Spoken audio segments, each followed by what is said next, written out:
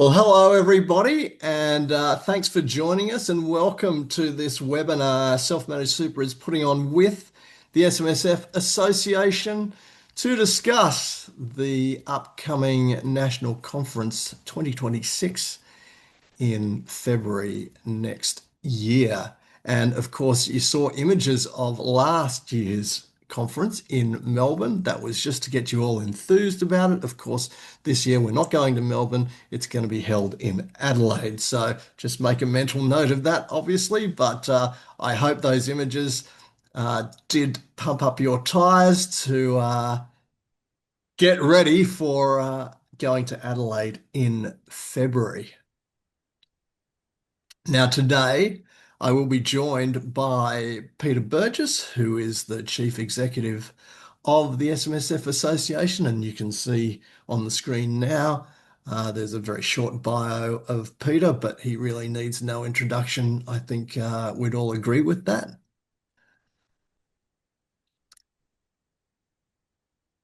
I'm also joined, as the slide says, by Mary Simmons, who's the Head of Technical at the SMSF Association.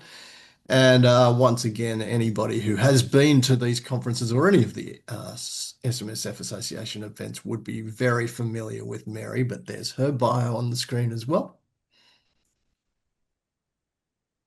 And finally, I will be joined by Keddie Waller, who is the Policy Manager at the SMSF Association. And there's some of Keddie's achievements.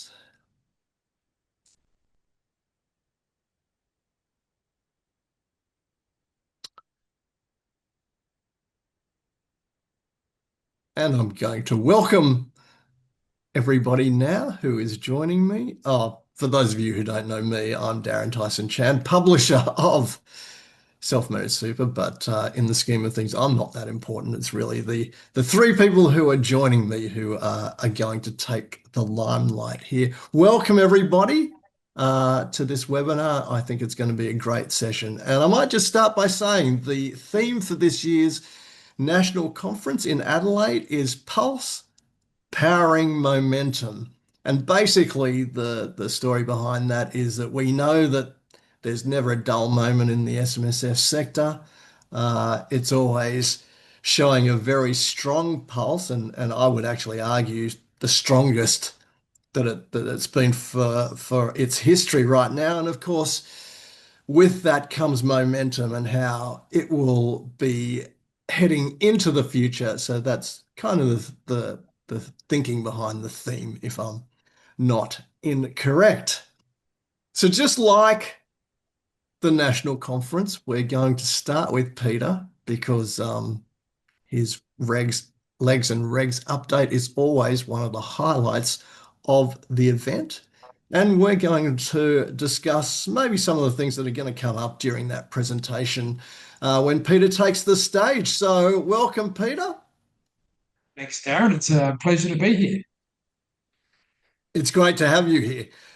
So look, the biggest elephant in the room, of course, is going to be what I refer to as Division 2962 2.0. As we all know, it's received an amendment. So where are we at now, Peter? And look, I know that there's still a few moving pieces as we go to air today because obviously the final legislation hasn't dropped and there's going to be a consultation period. But exactly where are we right now?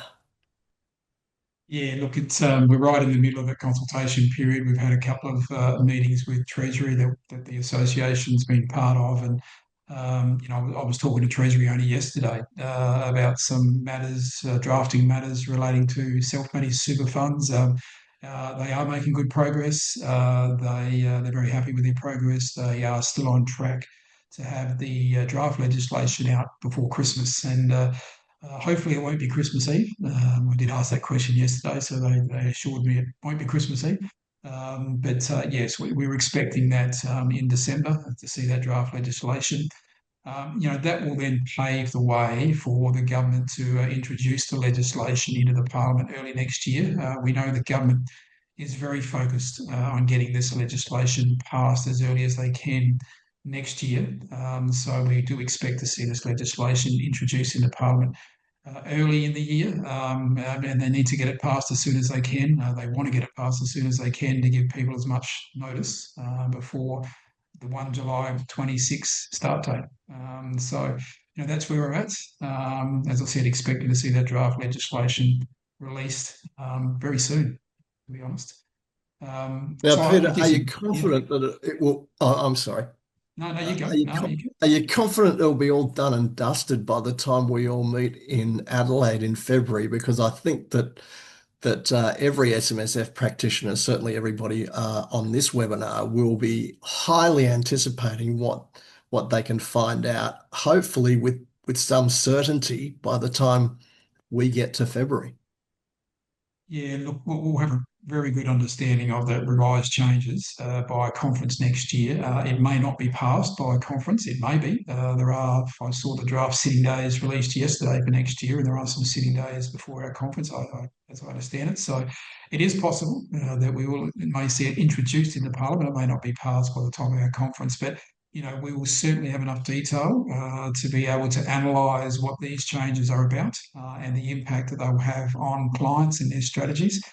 There will be some regulations as well supporting these changes, and they may not be released when we see the draft legislation in December, but they won't be far away. So, absolutely, by conference time in February next year, we'll have a very good understanding as to how this new revised legislation's going to work, which it does mean our conference is perfectly placed for practitioners to come along to get up to speed with how this revised tax will work.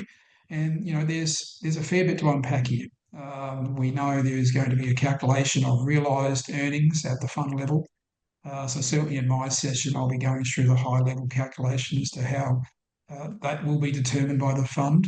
As it was announced by the Treasurer a few weeks ago, they do intend to start with taxable income as the starting position, and that's something that have been pushing for some time. The only way to avoid taxing unrealised capital gains is to get it back to taxable income, and we're really pleased to see it back there. But of course, adjustments will need to be made to that so that we have an earnings figure that's appropriate for something like Division 296. So, we expect to see adjustments made for things like assessable contributions. They'll probably have to come off the calculation of taxable income, and things like exempt current pension added back in. So, we'll have that detail. The Treasurer also talked about that he didn't want this tax to apply to capital gains accrued before 1 July 26. We think that's likely to result in some cost-based adjustments. I'm not going to say resets. I'm not allowed to say cost-based resets because that means something entirely different. It won't be a reset as such, but we are likely to see cost-based adjustments just for Division 296 purposes. And so, we don't know how that's going to work, how the election process will work. We expect it will be a once-off election that you'll make on the 1 July 26.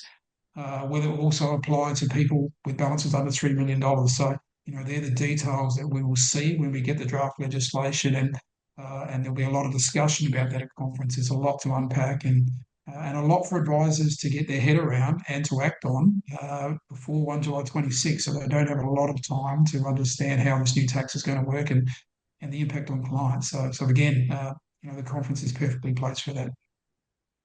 No, I'd imagine that a lot of them would be trying to wrap their heads around and be a little bit concerned about seeing the final legislation so they can really understand. I mean, just in the brief points that you made, then really understand what sort of particularly administration implications this is going to have in the scheme of things, because that looks like it's going to be fairly significant. Yeah, look, we do expect that there will be a need for system changes, particularly for the larger funds, but also for self-managed super funds as well.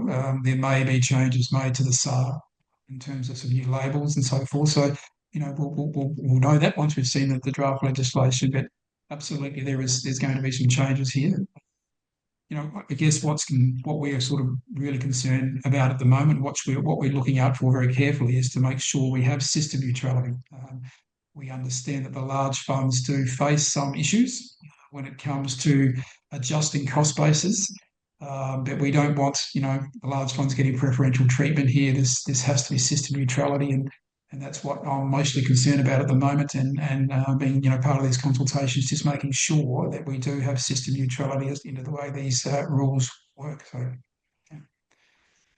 Yeah, I did note that recently you did an SMSF Association members update with your policy activities, and during it, you did mention that the Treasurer is pretty steadfast in how he's going to go about it right now. But you've mentioned a whole lot of things that obviously need to be discussed and figured out in order for this to work properly. Have you had any indications that, yeah, all right, he's a little bit more open to addressing some of these issues, and that might mean that what's been announced right now is going to have to change? No, look, I don't think so. We did meet with the Treasurer. I did point out to the Treasurer that this will still be a very difficult tax for the superannuation industry to implement, and it won't come without cost for all members. And that, in our view, there are other ways, more cost-effective ways that the government could go about to achieve the outcomes they're looking to achieve. But I got a pretty direct response that the government's not looking to make any further changes to what's already been announced. So we don't think we're going to see any major departure from what the Treasurer has previously announced. The point I was trying to make to the Treasurer, it's this is the reason really we didn't go down this track to start with, because it's a complicated process for the large funds in particular. The superannuation system is just not designed for a tax like this.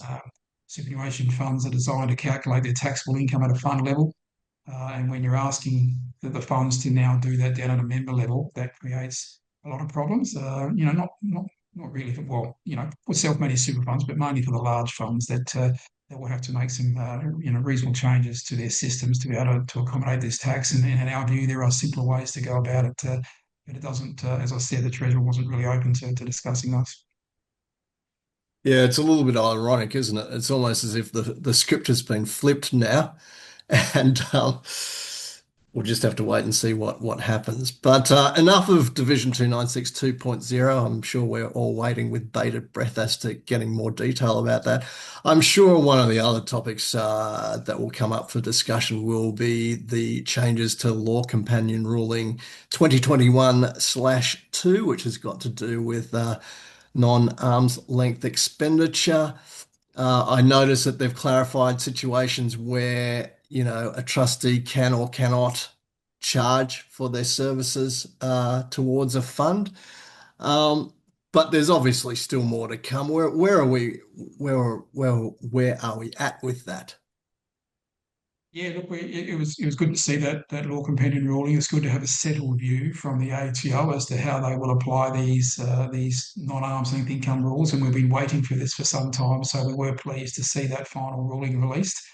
And I've got to say, from where we were a few years ago, we have a significantly less severe application of the rules now. And of course, we saw some amendments to the rules made last year to the non-arm's length income rules, and they did reduce the severity of these rules significantly. And we've got the ATO LCR now published, and we have a firmer view as to our understanding as to how the ATO will apply these rules, which is good. I think what we did see in that updated ruling was clarity around the way these rules will work in situations where trustees might be providing services to their own fund, and there's been some concern, and certainly in the early days when these non-arm's length expenditure rules first came in, there was real concern that trustees might find themselves in a non-arm's length income situation if they provided a service to their fund and didn't charge their fund an arm's length fee for that. But what we've got in this ruling is clarity that won't apply in situations where the service that they're providing that they can't charge their fund because they don't meet the criteria set out in section 17B of the SIS Act. So, it's good to have that clarity. And essentially what we've got now is the rules not as severe as what they used to be, and that's how we thought they were going to apply. So that's good clarity to have. There was another matter that we sought clarification from in our submissions to the LCR was around this services being provided by an accounting firm, for example, if they're being provided to a related entity or non-arm's length terms, if that service is deductible under 25(5), of the Tax Act, well, then that won't invoke these gnarly rules as well. So that was clarified in this ruling. So it's good to have that clarity as well. It was good to see the ATO applying a real practical, pragmatic approach to trustees that are, providing services to their own fund and not being able to charge for it under the 17B requirements. It was good to get that clarity, good to have that pragmatic approach. We would have liked to see that same pragmatic approach applied to specific expenses. So we still have a significant issue with the way the rules apply in situations where there's a property perhaps owned by the self-managed super fund and there's improvements undertaken on that property and the fund doesn't incur an expense on arm's length terms. When the fund sells that property, all of that capital gain having been taxed as gnarly, we think is unfair, and we continue to push for amendments to the legislation in that area. So, we would have liked to see the ATO taking a pragmatic approach in those situations as well. Well, we can only hope that some sort of announcement around that rectification issue will take place sometime in the immediate future, because at least we're trending in the right direction, I suppose you could say, and obviously we all remain optimistic that we will get the optimal outcome eventually. I don't know how long that will take, but eventually, if we can get there, that will obviously be a positive thing. Now, another one of these issues that keeps raising its head and somehow seems to continue to be in perpetuity, it would seem right now, and that is the delivering better financial outcomes legislation, which is not necessarily specific to the SMSF sector, but it obviously affects all advisors across every single sector that they're servicing. But one of the things that you've highlighted recently, Peter, was the want or the call to have the nudge rules, which are included in that legislation, to be applied to the SMSF sector, obviously in a slightly different way to the way it's going to be relevant for public offer funds, or mainly industry funds. But look, how are we going with that? How's that whole thing progressing right now? Oh, look, that was a measure that we put in our submission to tranche 2A of the Delivering Better Financial Outcomes legislation, which was released earlier in the year. We haven't had any feedback from government on that particular proposal. I suspect they would see it as out of scope. But we think there is sense. There's a lot of sense in allowing service providers who are providing services to SMSF trustees to be able to nudge SMSF trustees in certain situations, similar to what's being proposed for the larger funds. I think if you think about it, SMSF trustees are very engaged in their superannuation affairs and probably more likely to act on those prompts. So, we would like the government to consider that as to how that could work for the SMSF sector, not just for large funds. Was really where we were coming from. We're not proposing that trustees nudge themselves here, but they have relationships with service providers, and we think there's a place there for service providers to be able to provide some nudges in the same way that the larger funds will be able to do it for their members. Now, this next point that I'm going to raise it's not really a legs and regs, strictly speaking, topic, but it's certainly one that I know you and I have talked about, but it continues to be discussed in relevant circles in the sector, and that is SMSF establishments, and obviously the growing trend that a lot of establishments are actually happening without advice. And of course, the spotlight was shone on that last week. I think it was when ASIC released Report 824, which was their assessment of establishment advice as to how good it was or whatever. Now, context needed to be framed around that, because the sample that they chose were advisors who already had represented red flags to the regulator. So there's kind of a bit of an inevitable outcome. So where are we at with that? And is there anything the association is doing to try and sort of address that trend and get a better understanding of it, and see how it can be sort of looked at in a more sort of reasonable and informed light? Yeah, look, I think in relation to the ASIC report, look, it's always disappointing to hear about, some of those advice situations. And but you're right, we do need to keep this in perspective. This was 100 files, and they were not randomly selected. They were files that, on face value, it looked like self-managed super fund was not the right option for the client. Um, what this does, in our opinion, underpins the importance of specialist advice.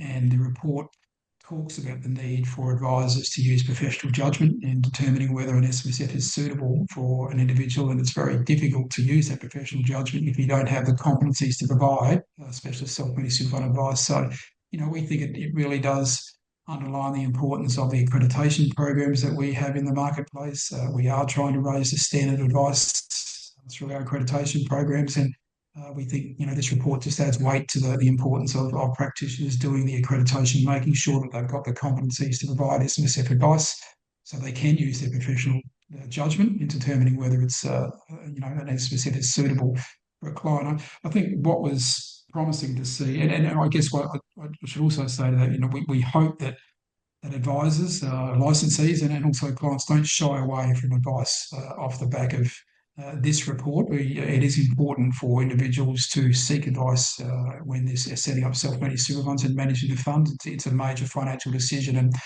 we are an association that's pro-advice. So we are firmly of the view that people achieve better outcomes when they receive advice, and so we encourage individuals to seek that advice when they're setting up self-managed super funds. And you're right, there is a trend right now, and for people setting up SMSFs without financial advice, but at some point, they will gravitate to advice. So this is during their life cycle. It's a complex journey in an SMSF, and we think that they will at some point gravitate to that advice. So I think what some of the things I took out of that report, and it was pleasing to see that they talked about some examples of good advice being provided. And there was an example of a scenario where the administration efficiency would be improved and the cost of the administration would be reduced by using a self-managed super fund compared to an APRA fund. So reducing administration complexity and cost. And I think it was good to see an example of that, not just a subjective calculation as to whether investment returns would be better in a self-managed super fund, but looking how the administration complexity could be reduced. And there was a specific scenario where that was very evident, that using a self-managed super fund, you would get a better result than an APRA fund. And I was glad to see that. It was refreshing to see a focus on that aspect, not just looking at investment returns, investment flexibility and control, but looking at some of these other administration efficiencies that can come from having a self-managed super fund compared to an APRA fund. And so I was glad to see that in the report. But there was some good points in there from ASIC, things which practitioners should take notice of. But as I said, it really does, in our view, underpin the importance of specialist advice. Yeah, well, that's really good that you've highlighted some positives out of the report, because we all know that when these things drop, very often there isn't very much emphasis on any sort of positive news when they're talking about the sector that they're examining. It's SMSS this time around, but really the advice sector and that sort of thing. Very often there's not very much positive news.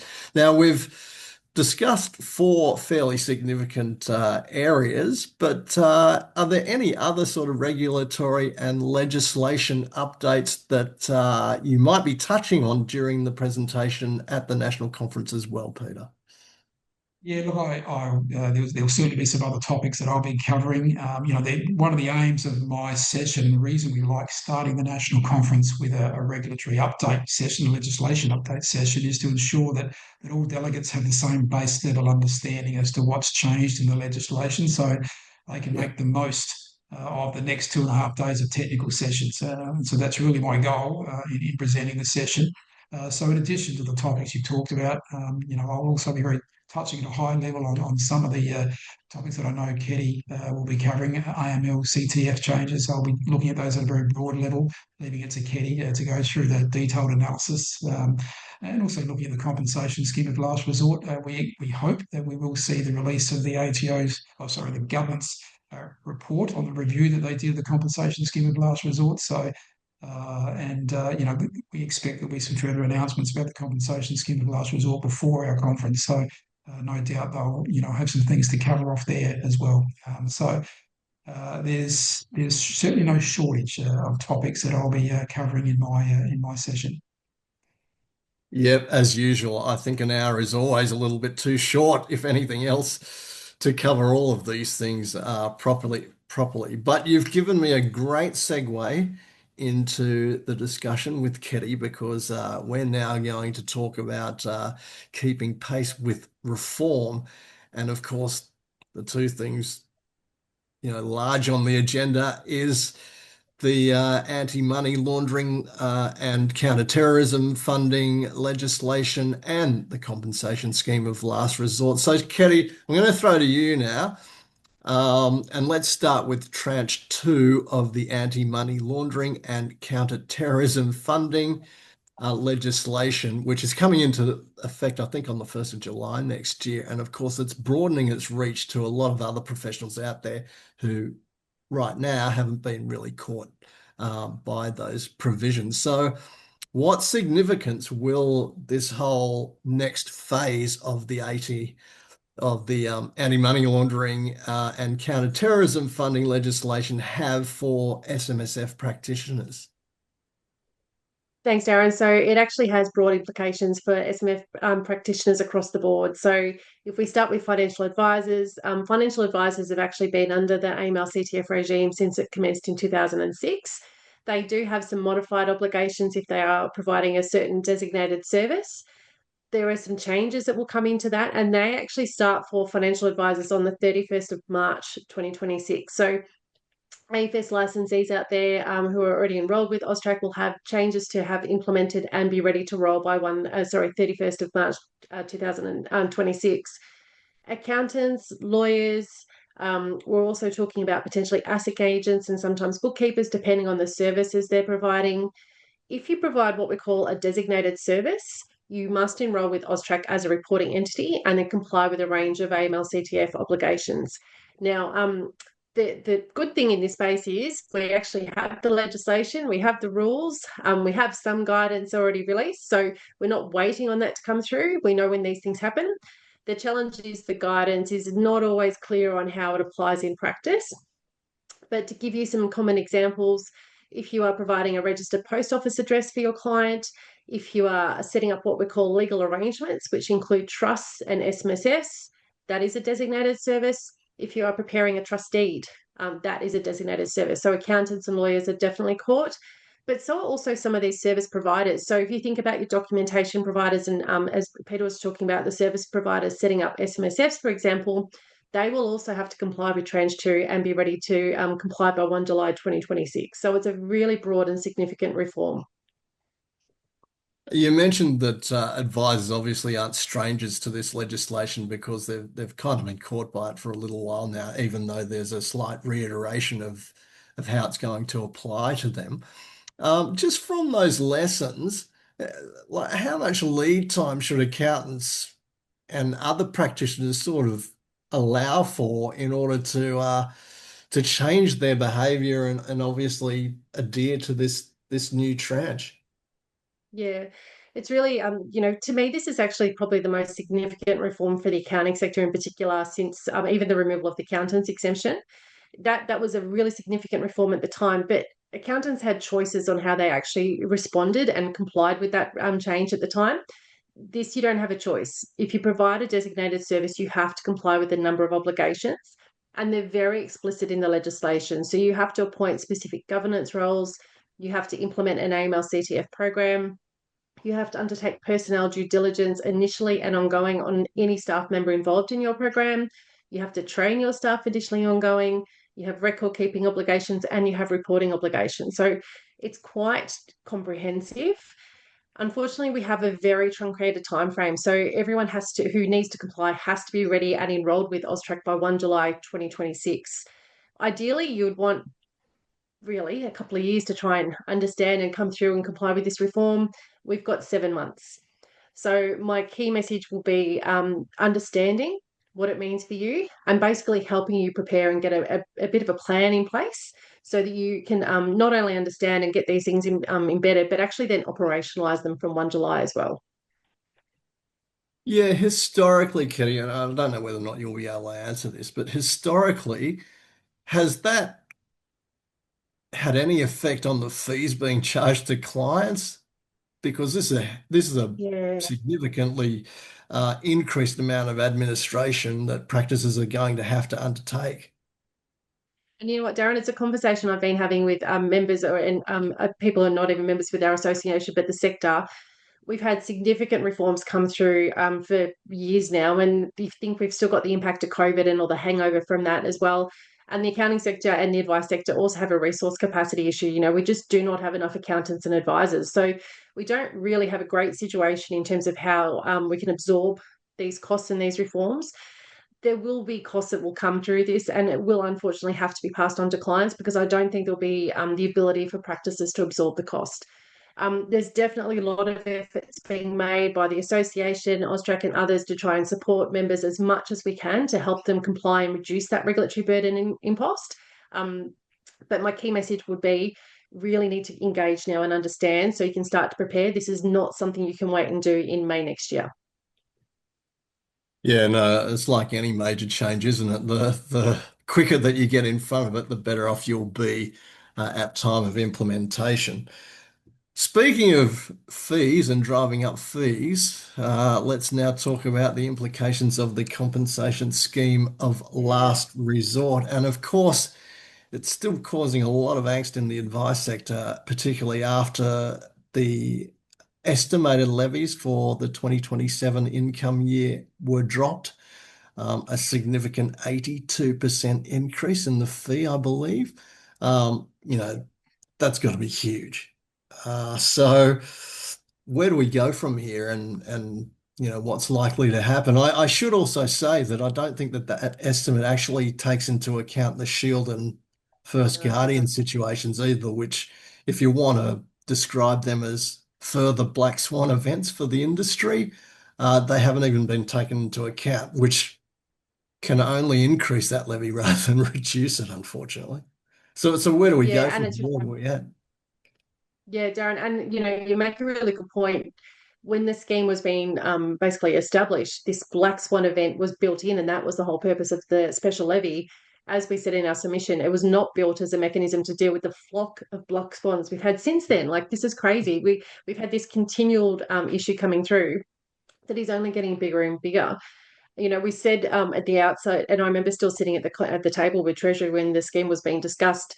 If this is going to come through, it should really be a shared responsibility, and everyone in the advice chain should be part of it. And we know that's not the case. We know, for example, and it's a hot topic, managed investment schemes are not part of the CSLR. Yet we're seeing product failure being a significant contributor to the losses that are being incurred in, you know, significant scale. So we definitely need a circuit breaker. We know Treasury have done the review. We know that the special levy from the last period is still being considered on how that's going to come through, but it really does call for a review and a fundamental change to the funding model.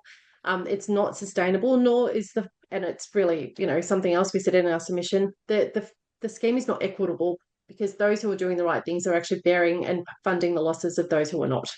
Now, we're not saying it's not something that everyone should contribute to. You know, you can't have a scheme without having a funding base, but there has to be a different approach to this. This is not something we can have, you know, 2 years into the scheme. And as you said, we're already 82% and on last year, and that doesn't even include the significant losses we're expecting from Shield and First Guardian.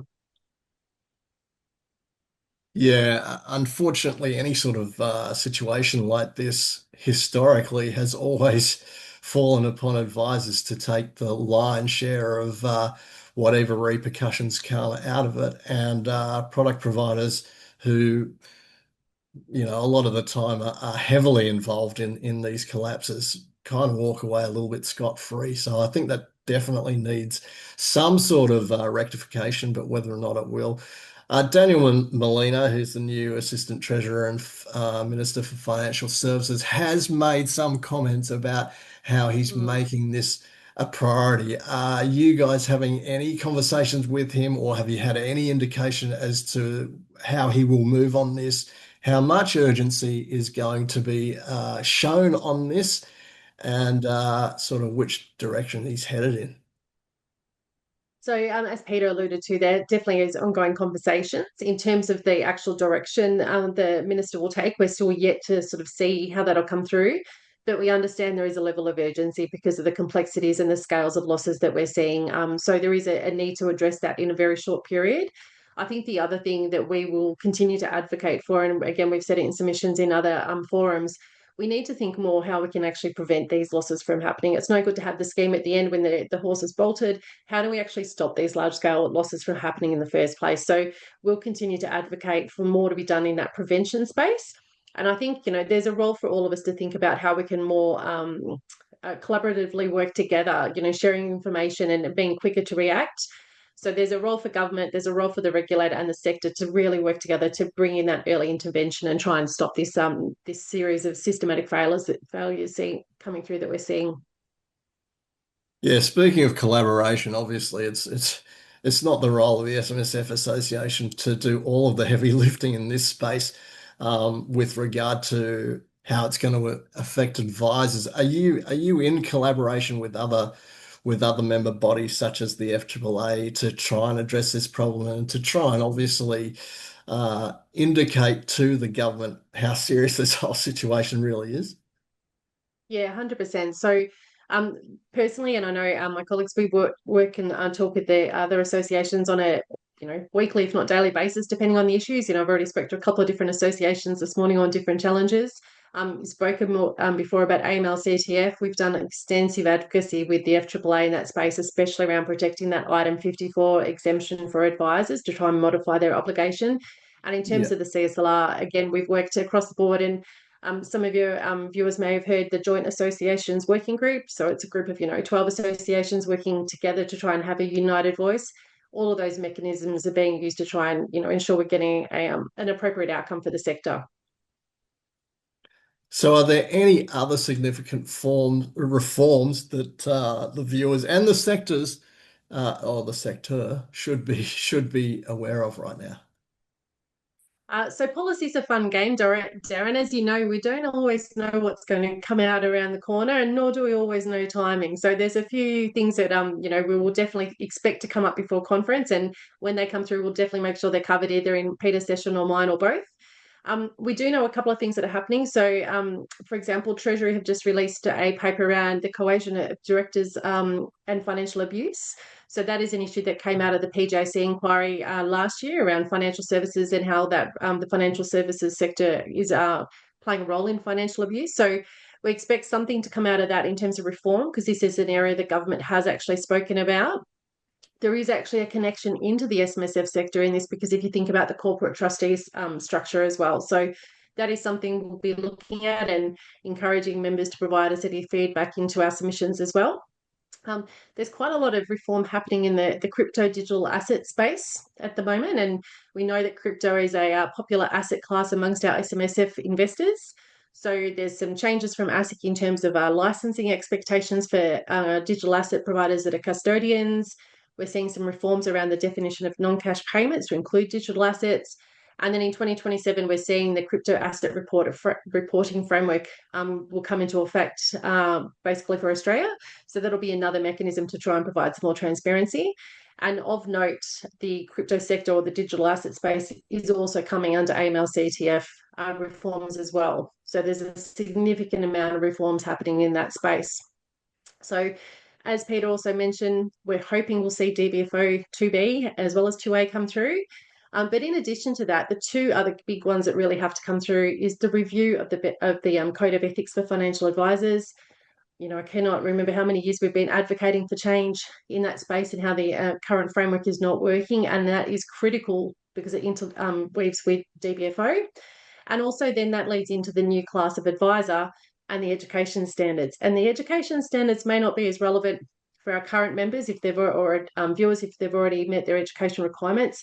But it's important to bring that next generation of advisors through to not only ensure we've got a supply of advice, but so we've got succession in these advice practices as well. So we really need that reform in that space to ensure that we've got that supply and the succession of advisors coming into this sector.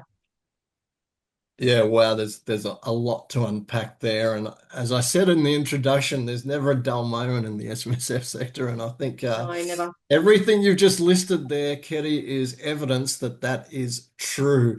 Now, this might be a little bit unfair, and you may not be able to identify one area in particular, but Where do you think all of this will have the biggest impact as far as the SMSF sector goes?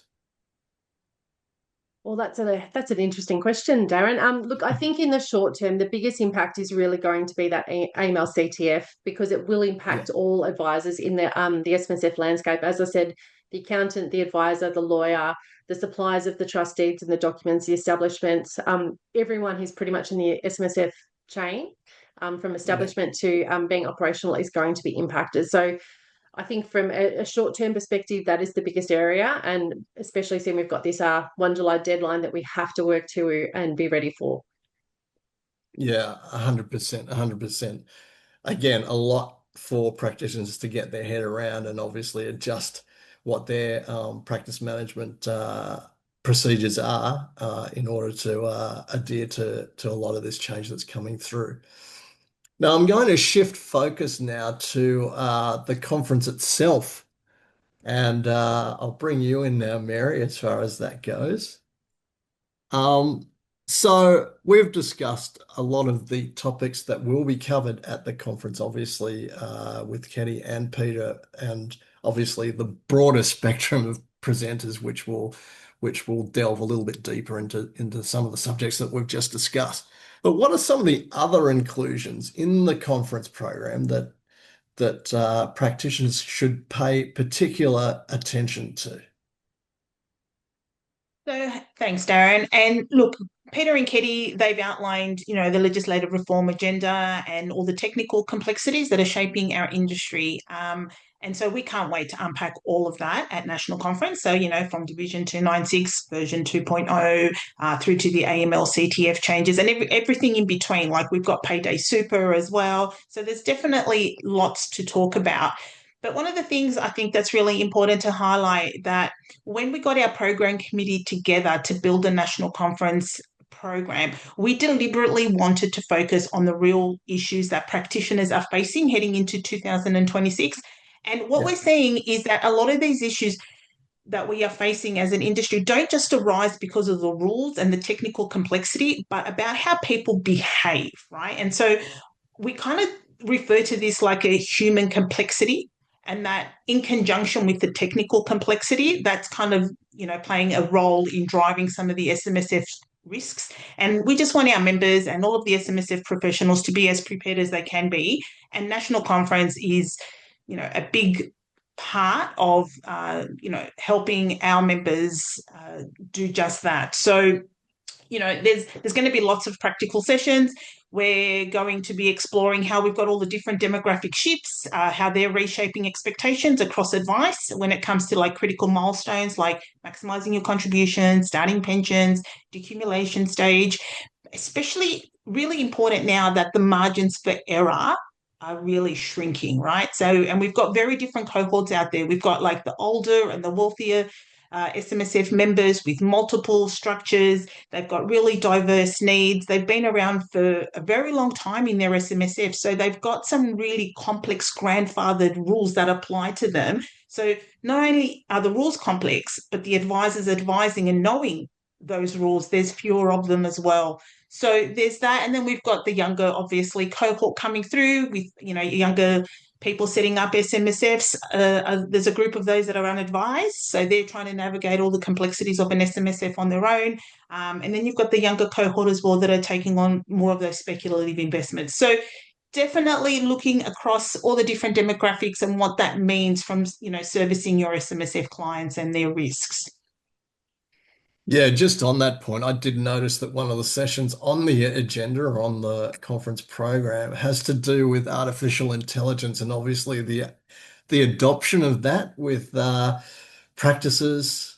It's something that it's certainly a question that gets raised at a lot of forums that I attend as to where's it going, how do we do it, who's adopting it right now. That's really important, and particularly across those generational practitioners, as you just mentioned, isn't it, Mary?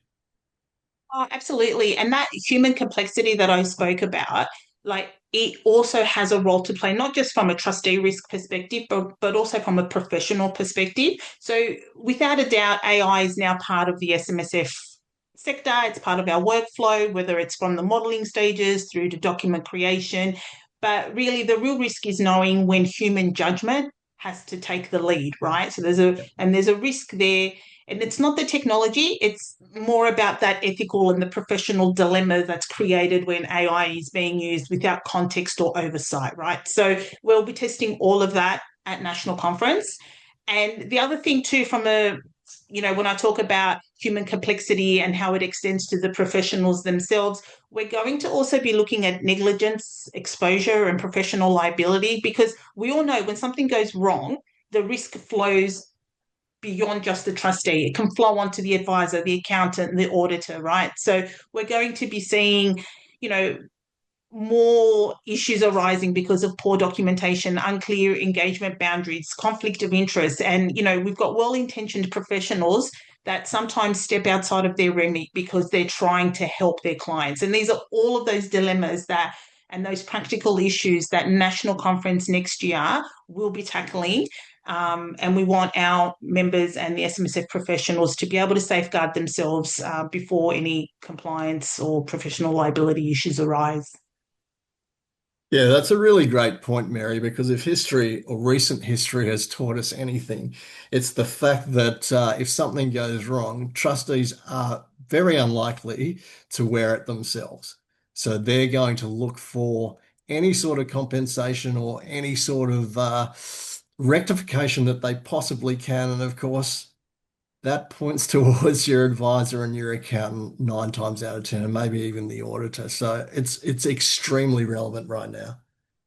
Absolutely. And I think kind of tying into all of that is also it's important to understand the expectations of the regulators. So, we're a very highly regulated industry. So we're really excited that next year on our program, we will have the ATO, we will have ASIC, and we will have AFCA all represented on our national program, right? And we know, again, it's this flavor of human complexity because the ATO, they continue to see an increase of, misuse of their super from early access or compassionate release inappropriately of super. And that's all driven by poor judgment or misunderstanding or just stress factors, really. We've got ASIC, Peter already talked about, the inappropriate SMSF establishment advice.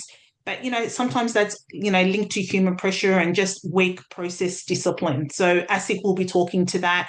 And we're really excited that AFCA is joining us this year because we want them to really talk about their cases and what they're seeing. We want to unpack what the conflicted advice models really mean.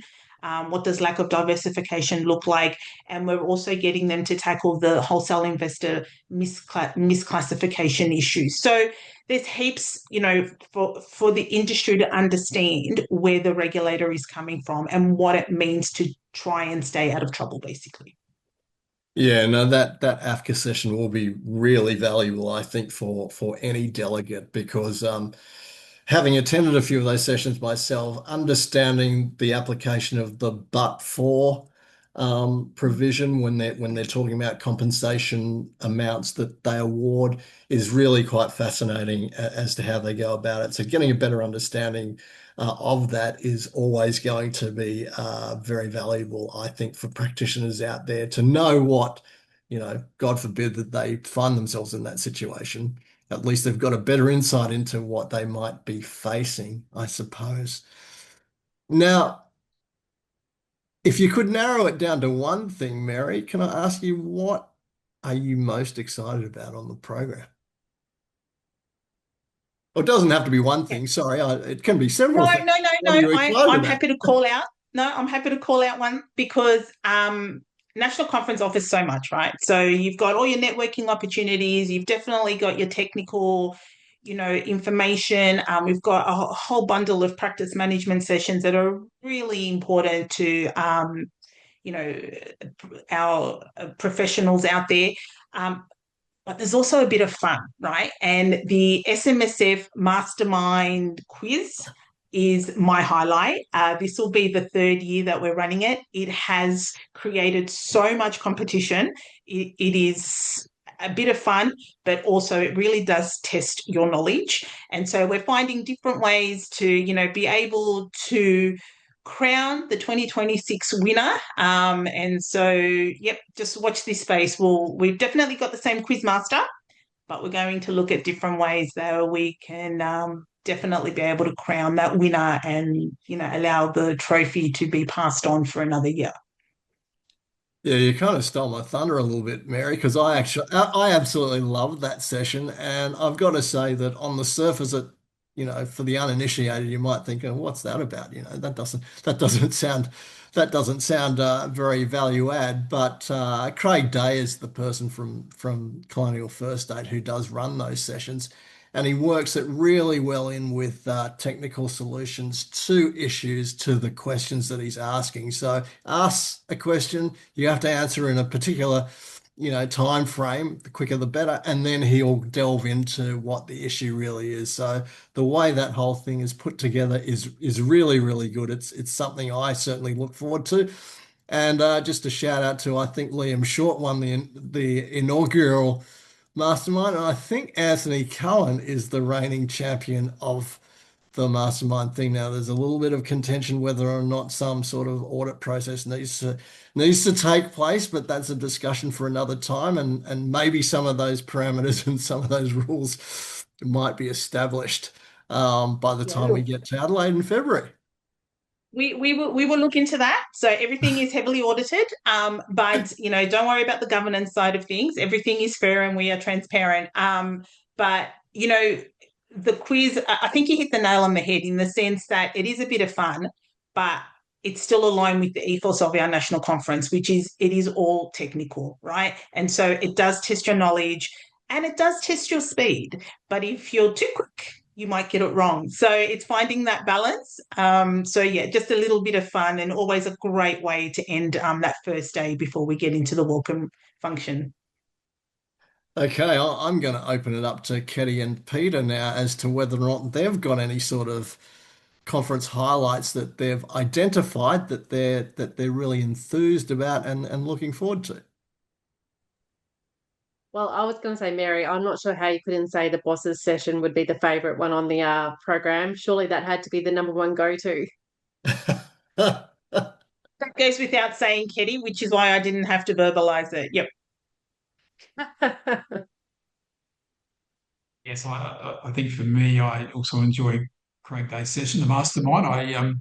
He does keep those questions under lock and key. I can tell you that. I've tried to get an advanced copy, but no, I can't get my hands on it either. So that's a good session to look forward to. But look, there are lots of good sessions, and it's really hard. And I find this, I get asked this a lot. What's your favourite type of session? And it's really hard to nail it down to one session. There is so many good sessions, and the program committee has done and Mary has done a fantastic job again this year, really coming up with a strong program. And it's really hard to choose.